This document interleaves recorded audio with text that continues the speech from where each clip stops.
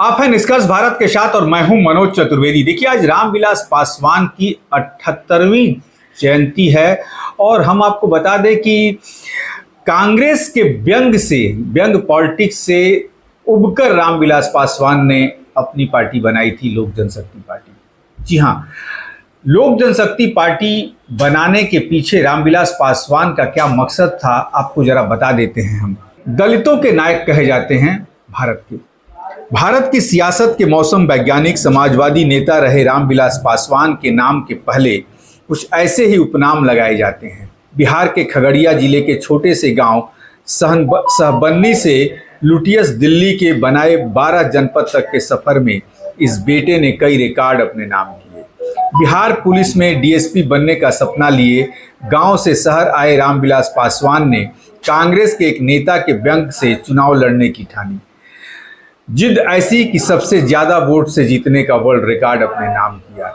जिस रामविलास के पास कभी पहनने के लिए 2 जोड़ी कपड़े नहीं थे, चंदे के पैसे से चुनाव लड़ा, उस रामविलास ने देश में टेलीकॉम क्रांति लाई।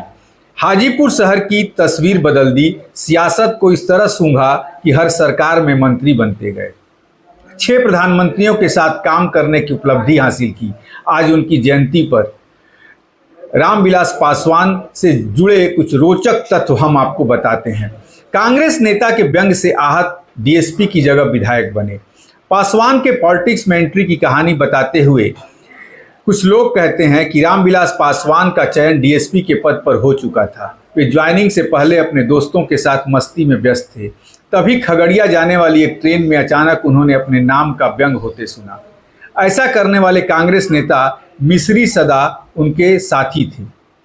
मिश्री सदा 1957 से लगातार कई वर्षों से अलौली विधानसभा क्षेत्र से जीतते आ रहे थे।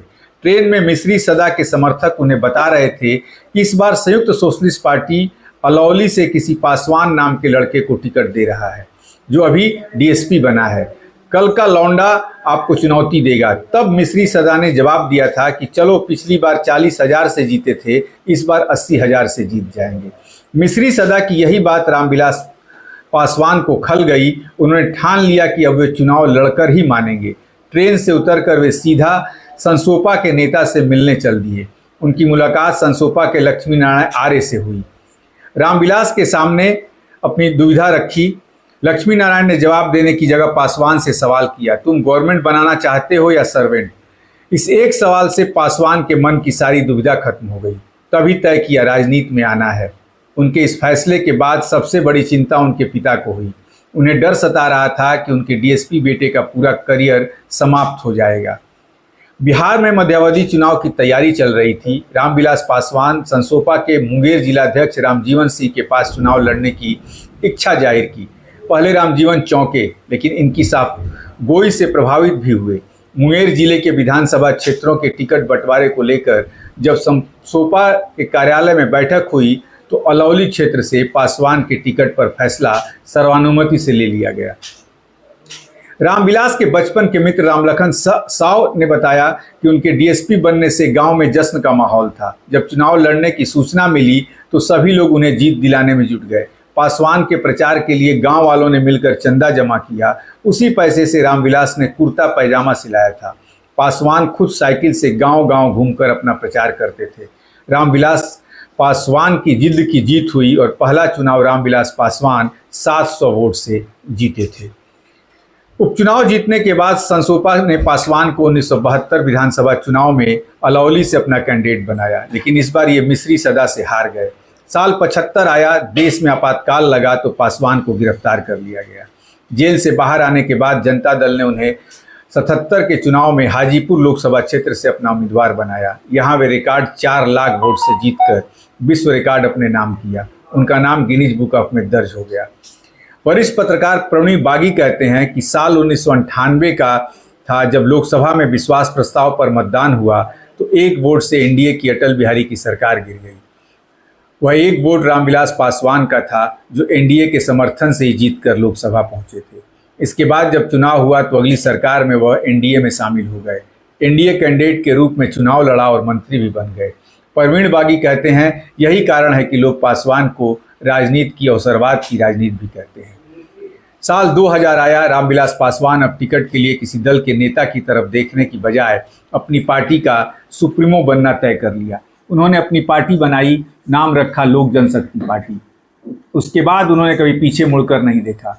केंद्र में एनडीए की सरकार रहे या यूपीए की, वे हर सरकार में मंत्री पद हासिल करते रहे। यही कारण है कि लालू प्रसाद ने उन्हें राजनीति के मौसम वैज्ञानिक की संज्ञा दी थी। रामविलास पासवान यह भांप लेते थे कि किस पार्टी या किस गठबंधन में रहना फायदेमंद होगा। वो चुनाव से पहले ही समझ लेते थे, कभी वह एनडीए, कभी यूपीए, तो कभी बिहार में नीतीश कुमार या फिर लालू यादव के साथ हो जाते थे। अपने पिता के लिए रामविलास थे शिवपुत्र। रामविलास पासवान का जन्म बिहार के खगड़िया जिले के सहरबन्नी गांव में 5 जुलाई 1946 को हुआ था, जब पासवान पैदा हुए थे। पिता की ख्वाहिश बेटे के सरकारी अधिकारी बनाने की थी।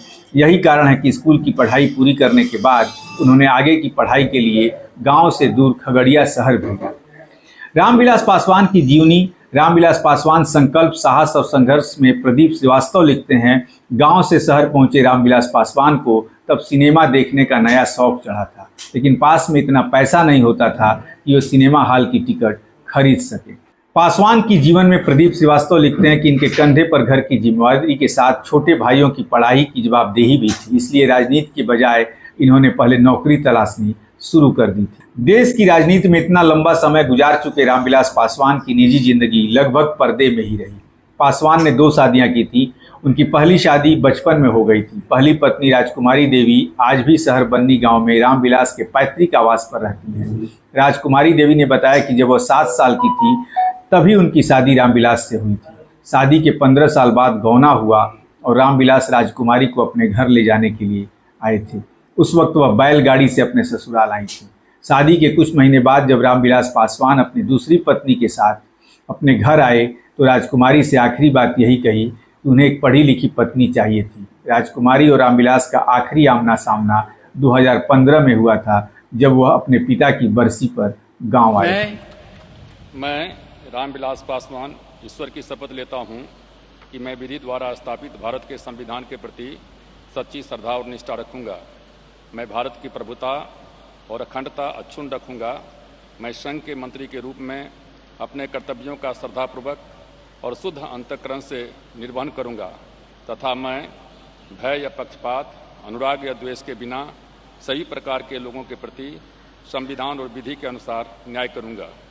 रामविलास पासवान ने हाजीपुर को एक मशहूर मॉडल स्टेशन बनाया।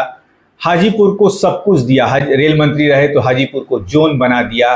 और आज उनके बेटे चिराग पासवान ने सुबह सुबह अपने पिता के 78वीं जयंती पर उनको श्रद्धासुमन अर्पित किया है। वो तस्वीरें भी हम आपको दिखा रहे हैं। और तमाम किस्से रामविलास पासवान के ऐसे हैं जो अनछुए हैं। फिर कभी मौका मिला तो आपके सामने लेकर आएंगे। तब तक के लिए इजाज़त दीजिए। नमस्कार।